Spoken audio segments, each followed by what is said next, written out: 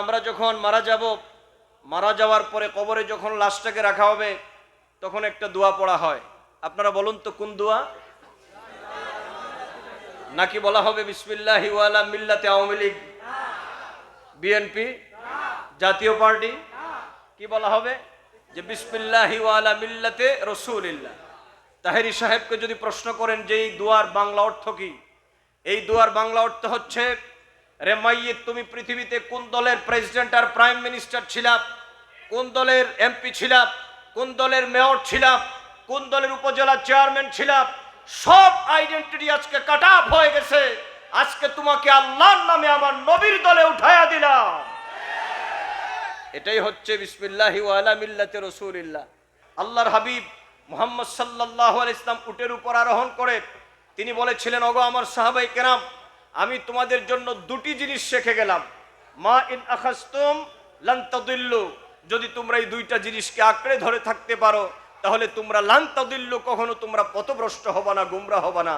একটা হচ্ছে কিতাব আল্লাহ, একটা হচ্ছে কি আল্লাহ পাকের কিতাব কালামে পাক, আরেকটা হচ্ছে ওয়াইত্রাতি আহলে বাইতি, আরেকটা হচ্ছে আমার পরিবার। আমার পরিবার যারা, তাদেরকে যারা ভালোবাসবে আল্লাহ পাক দুনিয়াতে তাদেরকে গুমরাহ করবেন না। তাহলে বোঝা গেল, আজকে আমি আমার শিক্ষিত সমাজ, ভদ্র সমাজ, আমার যুবক ভাইদেরকে বলতে চাই, তাহলে বোঝা গেল যে এই পৃথিবীতে কোরআনে পাককে যদি আমরা অনুসরণ করি তাহলে পথভ্রষ্ট হওয়ার সম্ভাবনা নাই। আর যদি আলে রসুলদেরকে, আহলে বাইতে রসুলদেরকে আমরা অনুসরণ করি তাহলে আমাদেরও কি পথভ্রষ্ট হওয়ার কোনো সম্ভাবনা? আওয়াজ দিয়ে বলেন, পথভ্রষ্ট হওয়ার সম্ভাবনা। নবী করিম সাল্লাল্লাহু আলাইহি ওয়াসাল্লাম ইরশাদ করেছেন, আলা ইন্না মাসালু আহলে বাইতি ফিকুম মাসালু সাফিনাতি নূহ। রে পৃথিবীর মানব সম্প্রদায়, আমার আহলে বায়াত হচ্ছে, আমার আহলে বায়াতগণ হচ্ছে তোমাদের জন্য নূহ আলাইহিস সালামের কিস্তির মতো। মান রাকিবাহা নাজাব, ওই যে নূহ আলাইহিস সালামের কিস্তির মধ্যে যারা আরোহণ করেছিল ওরা যেইভাবে মুক্তি লাভ করেছিল, আমার উম্মত যদি আমার পরে আমার আহলে বায়াতকে যদি ভালোবাসে, আমার হাসানকে যদি ভালোবাসে, আমার হুসাইনকে যদি ভালোবাসে, আমার ফাতেমাকে যদি ভালোবাসে, আমার আলীকে যদি ভালোবাসে, আল্লাহ পাক তাদেরকে নূহ নবীর কিস্তির মতো তাদের হাসরের ময়দানে তাদের তরিকে জান্নাত পর্যন্ত পৌঁছায় দিবে। লিল্লাহি নাহমাদুহু ওয়া নাস্তাঈনুহু ওয়া নাস্তাগফিরুহু ওয়া নু'মিনু বিহি ওয়া নাতাওয়াক্কালু আলাইহি ওয়া নাউযু বিল্লাহি মিন শুরুরি আনফুসিনা ওয়া মিন সাইয়্যাতি আ'মালিনা। من يهده الله فلا مضل له ومن يضلله فلا هادي له ونشهد أن لا إله إلا الله وحده لا شريك له ونشهد أن سيدنا وحبيبنا وشفيعنا ومولانا محمدا عبده ورسوله الذي أرسله بالحق بشيرا ونذيرا وداعيا إلى الله بإذنه وسراجا منيرا. فقد قال الله تعالى في كلامه المجيد وفي فرقانه الحميد. أعوذ بالله من الشيطان الرجيم. بسم الله الرحمن الرحيم. آمنوا كما آمن الناس. صدق الله مولانا العظيم وصدق رسوله النبي الحبيب الكريم ونحن على ذلك من الشاهدين والشاكرين والحمد لله رب العالمين. وقال رسول الله صلى الله عليه وسلم لا تزال طائفة من أمتي على الحق ظاهرين لا يضرهم من خالفهم حتى يأتي أمر الله.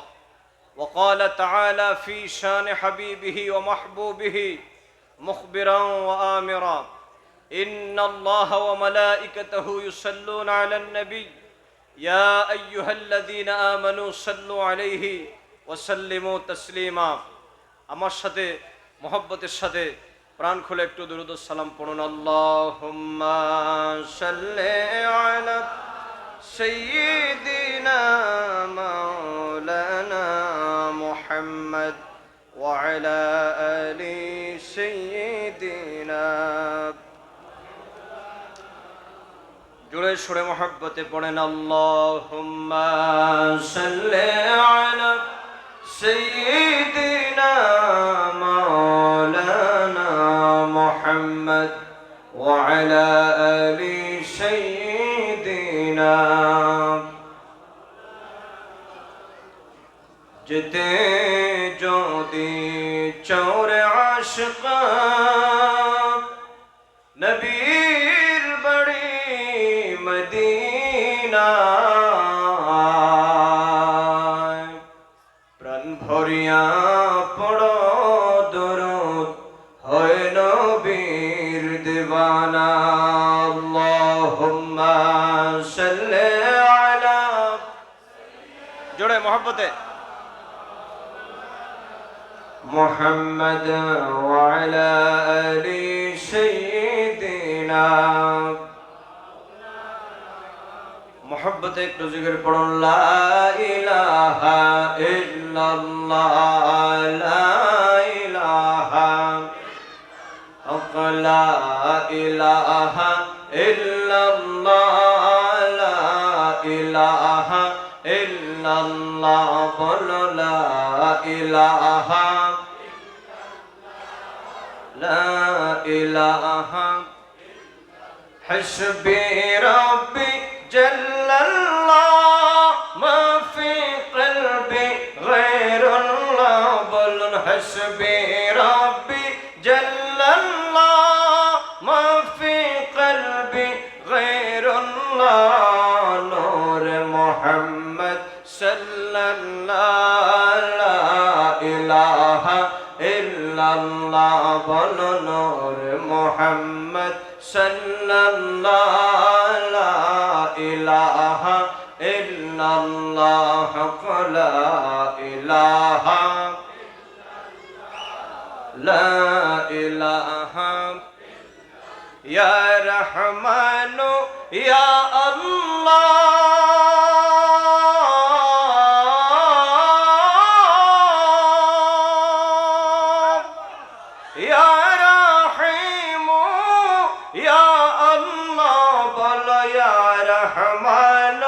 يا الله يا رحيم يا الله يا جليل يا الله يا جبار يا الله حق لا إله لا إله إلا الله لا إله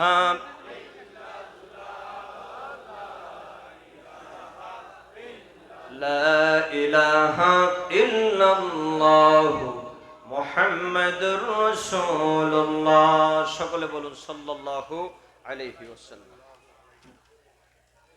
এদেশের বরেণ্য আলেম দ্বীন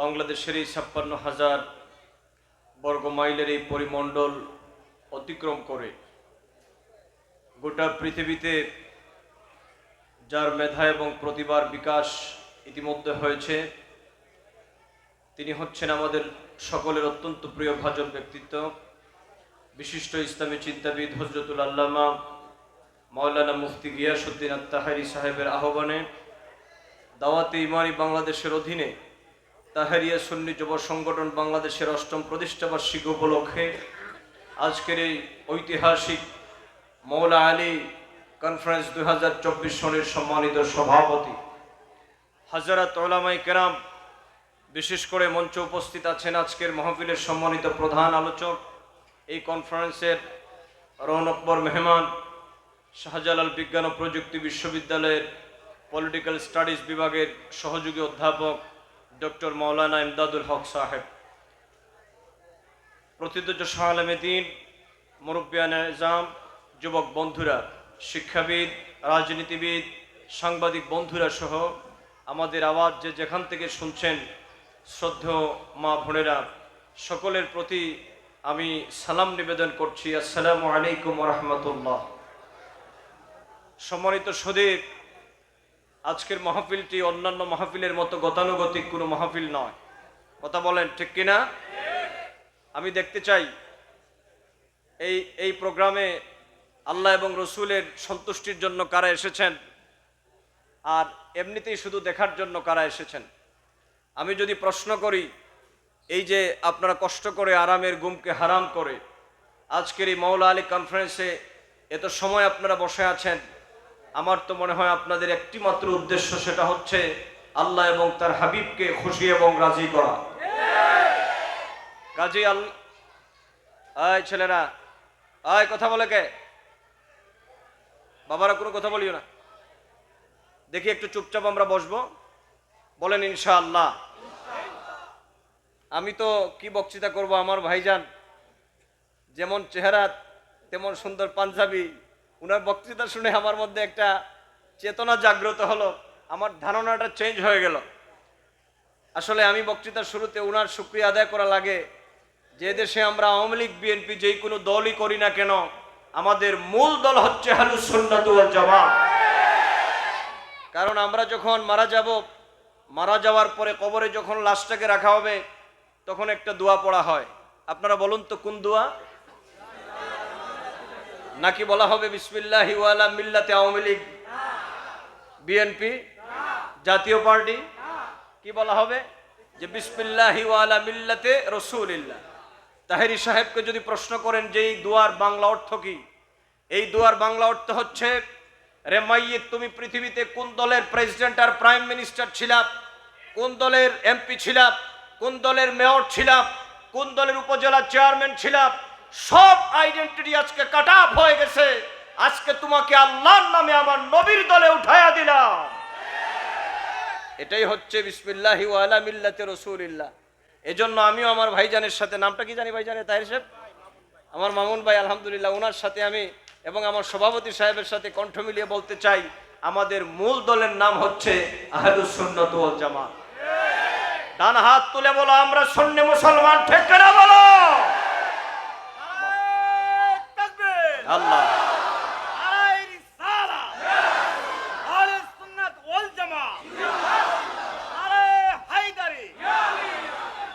আচ্ছা, এখন আমি যেহেতু আমাকে সময় মাত্র 30 মিনিট দেওয়া হয়েছে, আমি 30 মিনিটের মধ্যে 3 ঘন্টার কথা বলতে হবে।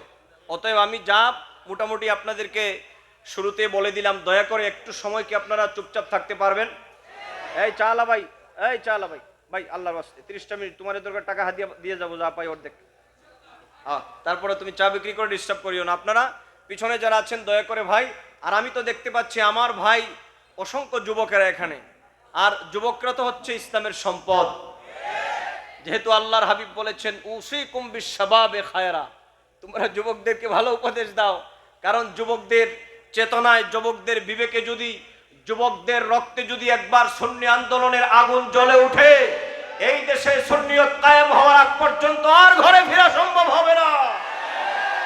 অতএব আমি আমার যুবকদেরকে বলবো, একটু সময় আপনারা ধৈর্যের সাথে কথাগুলো শুনতে হবে। আমাকে বলা হয়েছে আহলে বায়াতে রাসূল সম্পর্কে কিছু কথা বলার জন্য।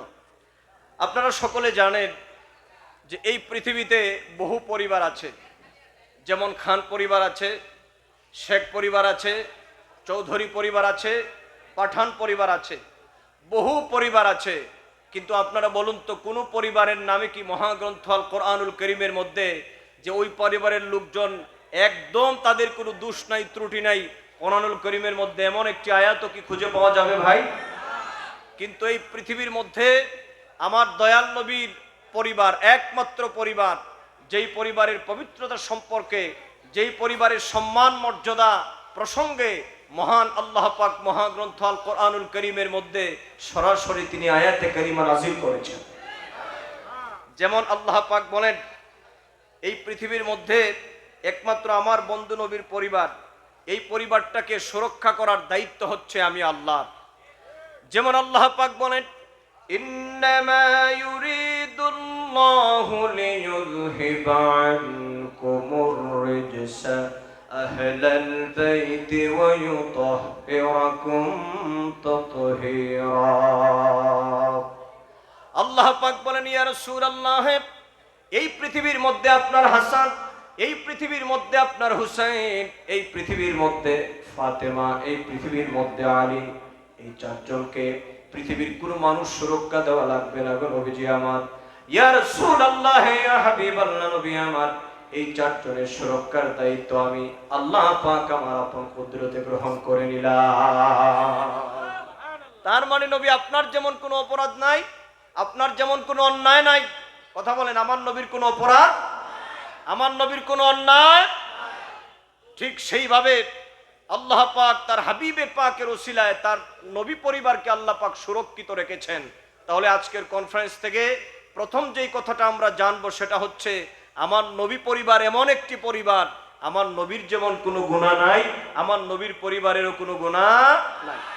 আমি শুনেছি লাইভে আহলে বায়াতের পরিচিতি সম্পর্কে আলোচনা হয়েছে। এরপর আমি আপনাদেরকে হাদিসে পাক থেকে আহলে বায়াতের রাসূল সম্পর্কে আমার বক্তৃতাটা দুইটা ভাগে আমি বলবো। আহলে বায়াতের পরিচিতি এবং সাহাবায়ে কেরামদের মর্যাদা সম্পর্কে কিছু কথা আমি বলার মনস্থ করেছি, আল্লাহ যদি তৌফিক দান করেন। শোনেন আল্লাহ পাক সুবহানাহু ওয়া তাআলার হাবিব এই প্রসঙ্গে কি বলেছেন। আন সাঈদ ইবনে আবি ওয়াক্কাস قال لما نزلت هذه الآيات ندعو أبناءنا وأبناءكم دعا رسول الله صلى الله عليه وسلم عليا فاطمة وحسنا وحسينا فقال اللهم هؤلاء أهل بيتي رواه مسلم। হযরতে সাদ বিন আবি ওয়াক্কাস রাদিয়াল্লাহু তাআলা বর্ণনা করেন আহলে বায়াত কারা। এই প্রসঙ্গে আপনাদেরকে সংক্ষেপে বলতেছি আহলে বায়াত কারা। হযরতে সাদ বিন আবি ওয়াক্কাস রাদিয়াল্লাহু তাআলা বলেন, লাম্মা নুজিলাত হাদিহিল আয়াতু নাদউ আবনাআনা ওয়া আবনাআকুম, যখন এই আয়াতটা নাজিল হলো, দা রাসূলুল্লাহ সাল্লাল্লাহু আলাইহি ওয়াসাল্লাম আলিয়ান, আমার নবীজি আলীকে ডাকলেন, ও ফাতিমাতা ফাতিমাকে ডাকলেন, ও হাসানান হাসানকে ডাকলেন, ও হুসাইনান হুসাইনকে ডাকলেন।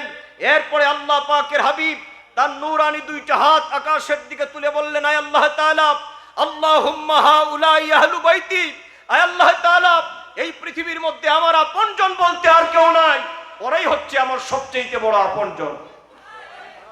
তাহলে বলুন তো, আমার নবী ডান দিকে হযরতে হাসান, বাম দিকে হুসাইন, এরপরে শেরে খুদা আলী, হযরতে ফাতেমা, এই মিলে হইল কয়জন?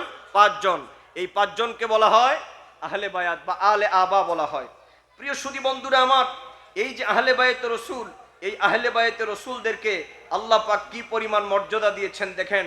এই আহলে বায়াত রাসূলদেরকে যারা ভালোবাসবে আল্লাহ পাক তাদের জন্য জাহান্নাম হারাম করে দিবেন। আমি আমার যুবক ভাইদেরকে প্রশ্ন করতে চাই, কথা বলুন তো, নবী পরিবারকে মর্যাদা দিয়েছেন কে? আসতে কবেন না, নবী পরিবারকে মর্যাদা দিয়েছেন কে? আর নবী পরিবারের কয়জন সদস্যের কথা এখানে বলা হয়েছে? পাঁচজন।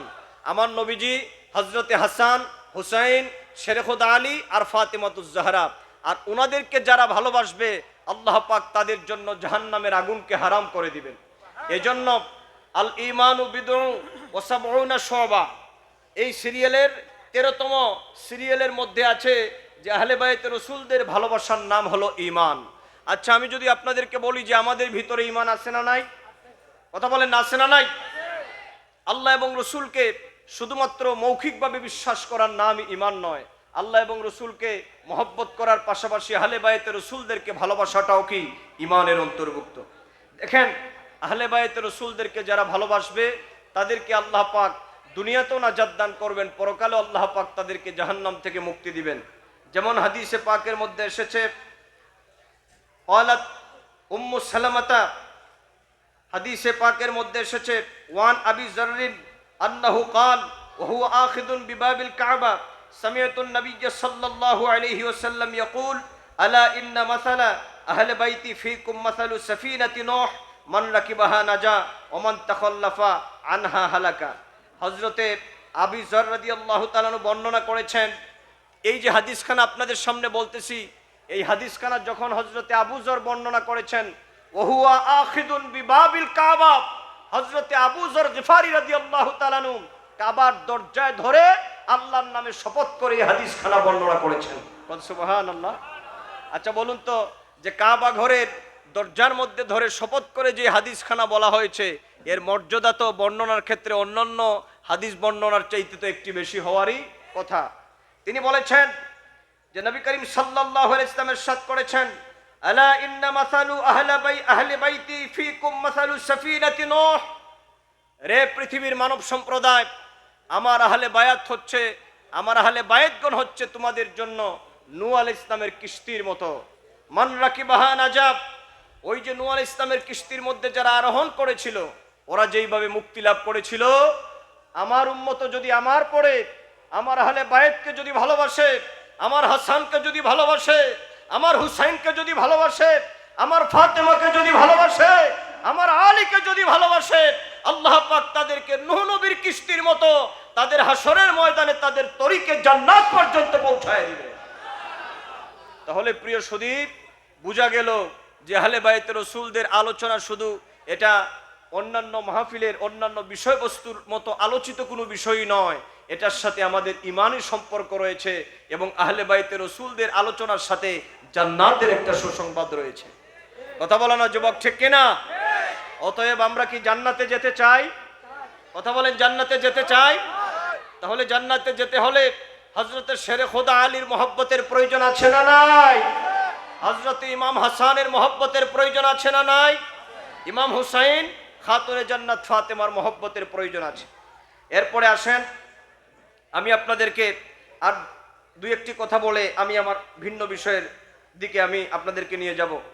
প্রিয় সুধী বন্ধুরা, হাদিসে পাকের মধ্যে এসেছে নবী করিম সাল্লাল্লাহু আলাইহি ওয়াসাল্লাম একদিন তিনি সমবেত সাহাবাই কেরামদেরকে তিনি বললেন, ওগো আমার সাহাবীরা, আমি তোমাদের সামনে আমার নাতিদেরকে আমানত হিসাবে রেখে গেলাম।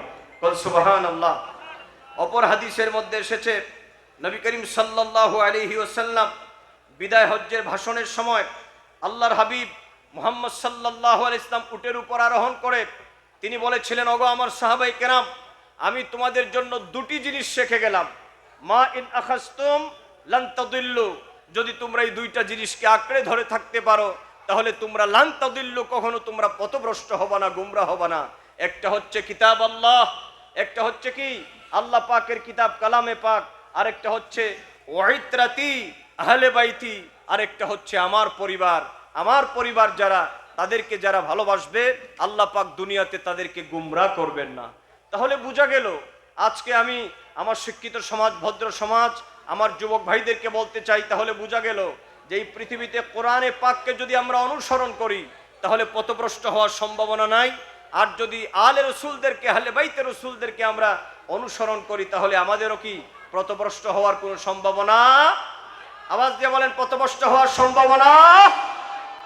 আচ্ছা, এবার আসেন, আমরা আহলে বাইতে রাসূলদেরকে মহব্বত করি, শেরে খোদা আলীকে আমরা ভালোবাসি, কিন্তু বাংলাদেশের মধ্যে আমরা দেখতে পাই হযরতে শেরে খোদা আলী রাদিয়াল্লাহু তাআলা আনহুকে ভালোবাসার নাম নিয়ে একদল ব্যক্তিবর্গ, ওনারা বুঝে হোক বা না বুঝে হোক, অন্যান্য সাহাবাই কেরামদের সাথে ঝগড়াটাকে প্রকট আকার ধারণ করাতে চায়।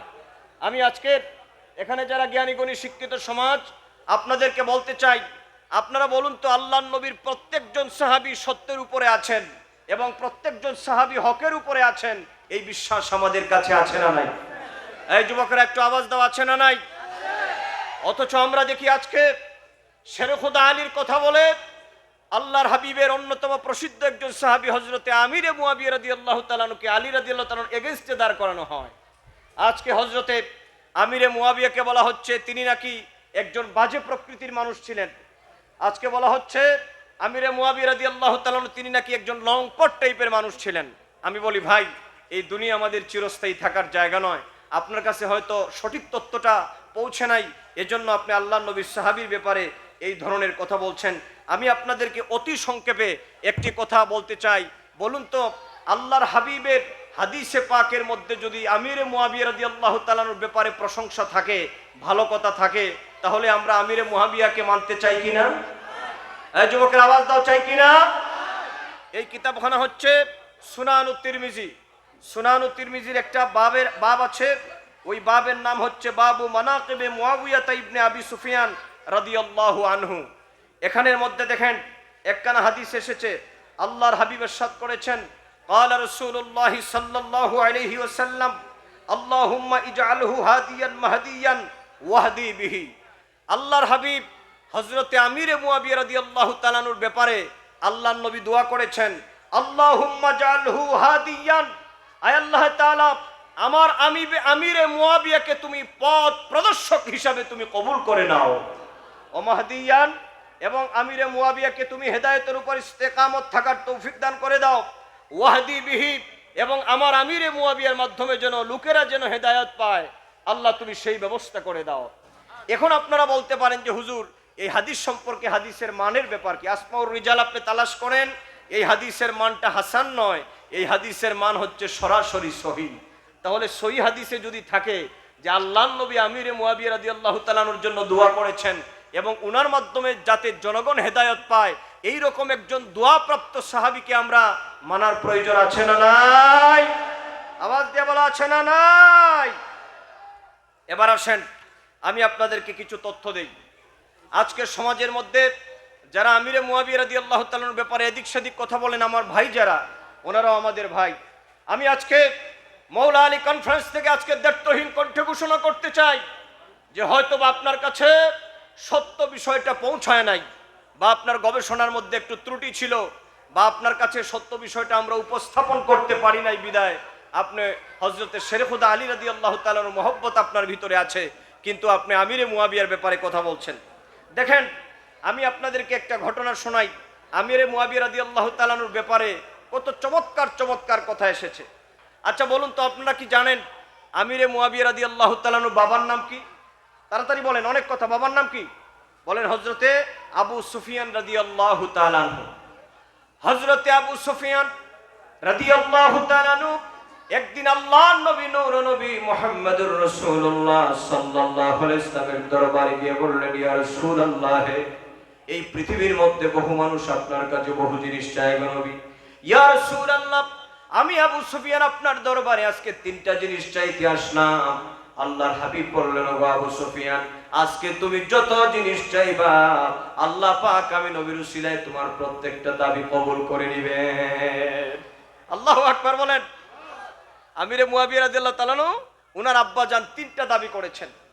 এই তিনটা দাবি কিন্তু পূরণ হয়ে গিয়েছে। ওই তিনটা দাবির মধ্যে হযরতে আবু সুফিয়ান রাদিয়াল্লাহু তাআলা আনহু তিনি বলেছেন, ওগো নবী, আমার সন্তানটাকে আপনার কাছে আমি দিয়ে যেতে চাই।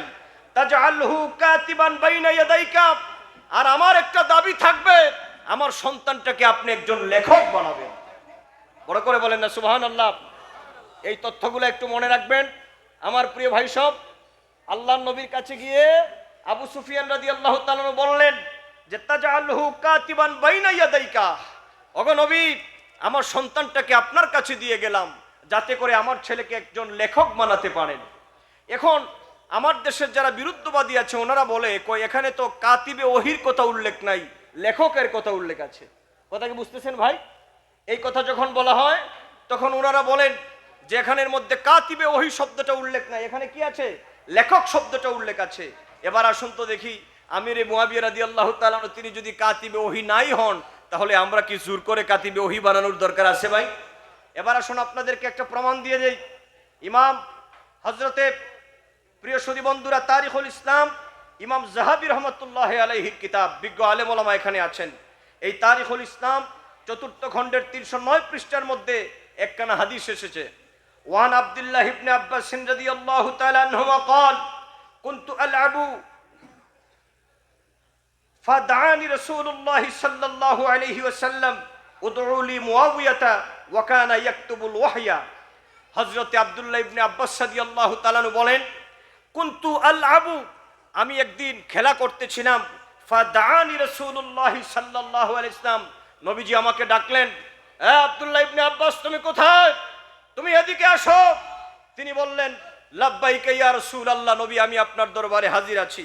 তখন আল্লাহর নবী বললেন, উদউলি মুয়াবিয়াতা, রে আব্দুল্লাহ ইবনে আব্বাস, তুমি ওই মুয়াবিয়াকে একটু ডেকে আনো, মুয়াবিয়াকে একটু ডাকো।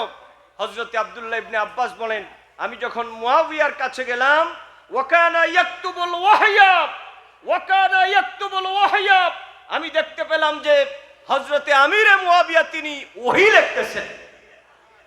তাহলে আলেম ওলামার আলেম ভাইরা বলুন তো, এই হাদিস কানা কে বলেছেন? আব্দুল্লাহ ইবনে আব্বাস বলেছেন। আব্দুল্লাহ ইবনে আব্বাসকে আপনাদের ধারণা আছে? আমি সংক্ষেপে ছোট্ট করে একটু ধারণা দিই আব্দুল্লাহ ইবনে আব্বাসকে। হযরতে আব্দুল্লাহ ইবনে আব্বাস তিনি বুখারীর কিতাবুল ইলমে এসেছে, তিনি আমার নবীর চাচাতো ভাই। আল্লাহর হাবিব একদিন ওযু করছিলেন, হযরতে আব্দুল্লাহ ইবনে আব্বাস রাদিয়াল্লাহু তাআলা আনহু তিনি ওযুর পানিটা ঢেলে দিচ্ছিলেন। ওযু মুবারক করার পরে আল্লাহর হাবিব হযরতে আব্দুল্লাহ ইবনে আব্বাসের দিকে নূরানি জবান দিয়ে আল্লাহর হাবিব তিনি মুস্কি হাসি দিলেন। হযরতে আব্দুল্লাহ ইবনে আব্বাস বলেন, মুস্কি হাসি দিয়ে আল্লাহর হাবিব আমাকে বুকের মধ্যে জড়ায় ধরলেন, জড়ায় ধরার পরে আল্লাহর হাবিবের হাতখানা আমার সিনার মধ্যে রাখলেন। বুখারী কিতাবুল ইলমের মধ্যে এসেছে, দম্মানি রাসূলুল্লাহ সাল্লাল্লাহু আলাইহি ওয়াসাল্লাম আল্লাহুম্মা আল্লিমহু তা'ওয়িল। আল্লাহর হাবিব হযরত আব্দুল্লাহ বিন আব্বাসের সিনার মধ্যে আল্লাহর নবীর নুরানি হাত মুবারকটা রেখে দোয়া করলেন, রব্বুল আলামিন আমার চাচাতো ভাই আব্দুল্লাহ ইবনে আব্বাসকে তুমি কোরআনের জ্ঞান দান করে দাও। হযরত আব্দুল্লাহ ইবনে আব্বাস বলেন, সেদিন থেকে আল্লাহর হাবিবের নুরানি হাত মুবারক আমার সিনার মধ্যে রাখার পর থেকে বিসমিল্লাহর বা থেকে নিয়া মিনাল জিন্নাতি ওয়ান নাসের সিন পর্যন্ত কোরআন শরীফের প্রত্যেকটা আয়াত, প্রত্যেকটা অক্ষরের কি ভাবার্থ আল্লাহ পাক আমার সিনার মধ্যে রেকর্ড করে দিয়েছেন। বড় করে বলেন না সুবহানাল্লাহ। তিনি হচ্ছেন হযরতে আব্দুল্লাহ ইবনে আব্বাস রাদিয়াল্লাহু তাআলা আনহু। আর সে আব্দুল্লাহ ইবনে আব্বাস বলেন, ওয়া কানা ইয়াকতুবুল ওয়াহয়া, আমি দেখতে পেলাম আমিরে মুয়াবিয়া তিনি ওহী লিখতেছেন। তাহলে বলেন এই হাদিস দ্বারা প্রমাণিত হয়, আব্দুল্লাহ ইবনে আব্বাসের বর্ণিত হাদিস দ্বারা আমিরে মুয়াবিয়া একজন সাধারণ সাহাবী ছিলেন না, তিনি কাতিবে ওহী ছিলেন। এই যুবকেরা বলো, কথা বলো ঠিক কিনা? তাহলে তিনি যদি কাতিবে ওহী হয়ে থাকেন, তাহলে আমরা যারা আহলুস সুন্নাত ওয়াল জামাতের অনুসারী, আমাদের আকীদা হলো আমরা কোনোদিন সাহাবায়ে কেরামদের সমালোচনা করি না। তাহলে যুবকেরা আজকের কনফারেন্স থেকে দ্বিতীয় শিক্ষা, আমরা কোনোদিন আমিরে মুয়াবিয়ার কোনো খারাপ মন্দ দিক আমরা বলতে যাব না। এরপরে আসেন নাম্বার 3, হযরতে আমিরে মুয়াবিয়া রাদিয়াল্লাহু তাআলা আনহু আমার নবীর কাছ থেকে প্রায় 163 খানা হাদিস বর্ণনা করেছেন। কথা বলেন কয়খানা? 163 খানা হাদিস আমিরে মুয়াবিয়া রাদিয়াল্লাহু তাআলা আনহু আমার নবীর কাছ থেকে বর্ণনা করেছেন। এরপরে নাম্বার 5, শানে আমিরে মুয়াবিয়া সহিহ বুখারীতে এসেছে, আল্লাহর হাবিব বলেছেন সাহাবায়ে কেরামদের মধ্যে একদল অগ্রগামী জান্নাতি আছে, যাদের কাজের মাধ্যমে দুনিয়াতে থাকতে তারা জান্নাতে যাওয়ার অগ্রগামী, আর সেই অগ্রগামী দলের সেনাপতি হচ্ছে আমার আমিরে মুয়াবিয়া। বড় করে বলেন সুবহানাল্লাহ। এবার আপনারা বলবেন যে হুজুর এই কথাটার পিছনে আপনার রেফারেন্সটা কি? আমি বলে দেই আপনাদেরকে, সহিহ বুখারীর 2924 নম্বর হাদিস, আলেম ওলামারা আছেন, আপনার যদি মোবাইল থাকে তাহলে সহিহ বুখারীর 2924 নম্বর হাদিস আপনি সার্চ করেন। قال رسول الله صلى الله عليه وسلم أول جيش من أمتي يغزون البحر। সহিহ বুখারীতে এসেছে, আমার নবী বলেছেন যেই পৃথিবীর মধ্যে প্রথম একটি দল হবে, যেই দল সমুদ্র পথে যুদ্ধ পরিচালনা করবে, আর যারা যুদ্ধ পরিচালনায় শরীক হবে তাদেরকে আল্লাহ পাক জান্নাতে যাওয়ার জন্য অগ্রগামী বানিয়ে দিবেন। আর সেই যুদ্ধ পরিচালনাকারী দলের সেনাপতি ছিলেন হযরতে আমিরে মুয়াবিয়া। অতএব এইরকম একজন সম্মানওয়ালা ব্যক্তি যদি আল্লাহ এবং রসুলের পক্ষ থেকে সম্মান পেয়ে থাকেন, তাহলে আমরা কি আমিরে মুয়াবিয়াকে অসম্মান করার প্রয়োজন আছে ভাই?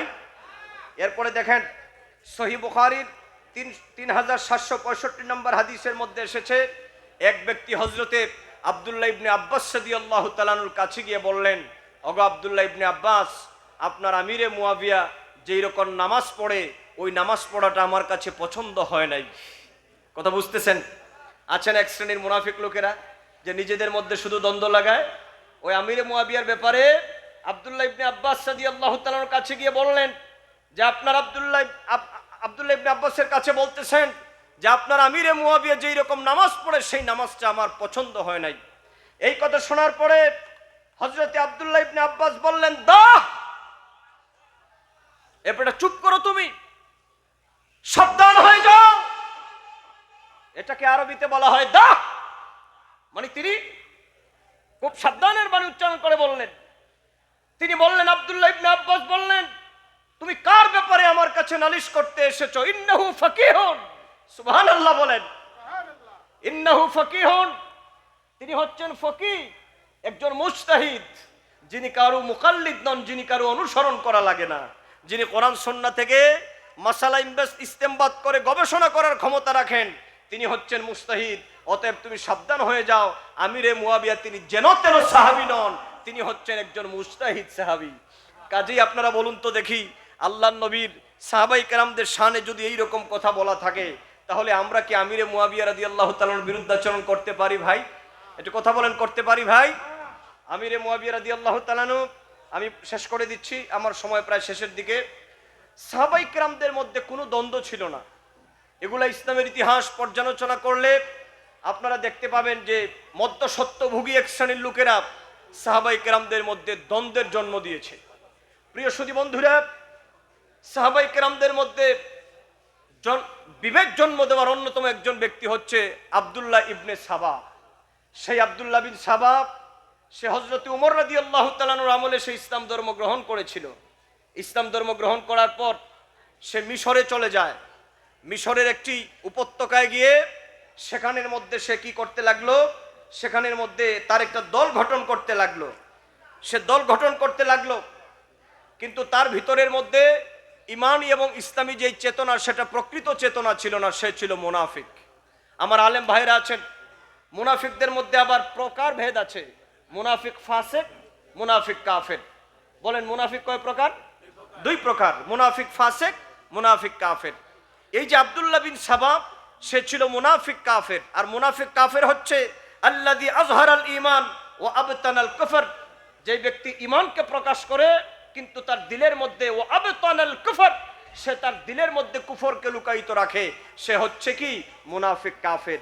এই রকম মুনাফিক আমাদের বাংলাদেশেও আছে না নাই? আসতে কমেন না, আছে না নাই? আপনারা দেখেছেন সোশ্যাল মিডিয়াতে গত কিছুদিন আগে এই রকম একজন মুনাফিক সুন্নিয়তের কালো বিড়াল একটা ধরা পড়েছে। জনগণকে বলেছে আমি সুন্নি, আহলে সুন্নাত ওয়াল জামাতের নামে নাম সর্বস্ব বাহাসের চ্যালেঞ্জ ছড়েছে, কিন্তু তার ভিতরে যে এত বিরাট অন্ধকার ছিল সেটা প্রকাশিত হয়েছে একটি মাদ্রাসার ভাইস প্রিন্সিপাল পদ না দেওয়ার কারণে। আপনারা জানেন, ওই লোকটির নামও আপনারা জানেন, কিন্তু এরকম একটি জঘন্য ব্যক্তির নাম নিয়ে আমি আজকের এই মাহফিলকে অপবিত্র করতে চাই না। কিন্তু আজকের মাহফিল থেকে আমি এই উপমহাদেশের ঐতিহ্যবাহী দরবার সোনাকান্দা দারুল হুদা দরবার শরীফের সম্মানিত পীর সাহেব অধ্যক্ষ আল্লামা মাহমুদুর রহমান সাহেবকে ধন্যবাদ দিতে চাই।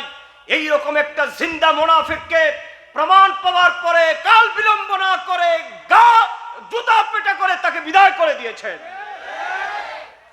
এখন সে ভিন্ন একটা দলে আশ্রয় নিয়েছে। আশ্রয় নিয়ে সে মুনাফিকটা বলে আমি সুন্নিয়তের পক্ষে 19টা বাহাস করেছি, 19টা বাহাস করেছি চাপার জুড়ে। আমি বলি বেটা, গত কয়েকদিন আগে ওর সাথে আমার টেলিফোনে কথা হয়েছে, আমি বলি বেটা সুন্নিদের জন্য বাতিলদের সাথে 19টা বহস তুমি চাপার জুড়ে করেছো, এখন আমরা বড় অসহায় হয়ে গেছি তুমি যাওয়ার জন্য, কিন্তু তুমি অবাক হবা, তুমি আলেমদের সাথে বহস করো নাই। আহলুস সুন্নাত ওয়াল জামাতের মধ্যে আলেমরা রয়েছেন, ওদের সাথে বসলে তোমার চাপার দাঁত একটু থাকার কথা না। অতএব আজকে সে তার ফার্স্ট ক্লাসের বড়াই করছে, সে ফার্স্ট ক্লাস মুহাদ্দিস, সে প্রথম শ্রেণীতে উত্তীর্ণ হয়েছিল। এখানে আমার ভাই, আমার ফয়েজি ভাই আছেন, আজকে আমি ওই লোকটাকে বলতে চাই, দুষ্ট লোকটাকে, তোমার একটা ফার্স্ট ক্লাসের বড়াই দেখাও সুন্নিদের সামনে, অথচ আমার এই মঞ্চে এমন আলেমরা বসা আছে যারা দাখিলে ফার্স্ট ক্লাস, আলেমে ফার্স্ট ক্লাস, ফাজিলে ফার্স্ট ক্লাস, কামিল হাদিসে ফার্স্ট ক্লাস, কামিল তাফসিরে ফার্স্ট ক্লাস, ফিকহ বিভাগে ফার্স্ট ক্লাস, আদিবে ফার্স্ট ক্লাস। এরকম বহু লোক আমাদের হাজারো ছেলেরা আছে। আমাদের ছেলেদের অনার্স ডিগ্রি আছে ফার্স্ট ক্লাস, মাস্টার ডিগ্রি আছে ফার্স্ট ক্লাস।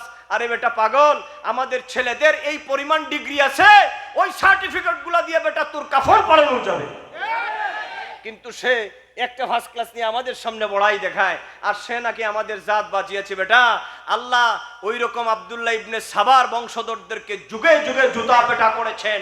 আহলুস সুন্নাত ওয়াল জামাতের পতাকাকে চিরউদ্দিন করার জন্য আল্লাহ এবং রাসূলের পক্ষ থেকে সেই মুনাফিকের মুখোশ উন্মোচন করা হয়েছে।